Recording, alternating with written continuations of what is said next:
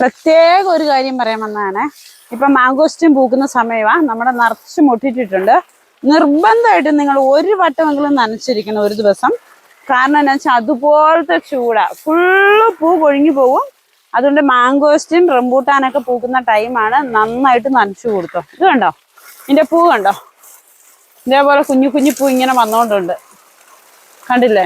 Full മുകളിലെല്ലാം മുഴുവൻ പൂവായിട്ടുണ്ട്. അപ്പം 2 വട്ടം നനച്ചെടുത്താൽ അത്ര നല്ലത്. വെള്ളത്തിന്റെ ക്ഷാമം ഉള്ളതുകൊണ്ട് നമ്മൾ ഒരു വട്ടം നിർബന്ധമായിട്ടും നനയ്ക്കണം.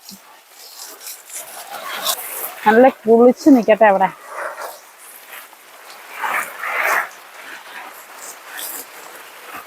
ഇത് കണ്ടോ, മൊട്ട് വരുന്നതുണ്ടോ?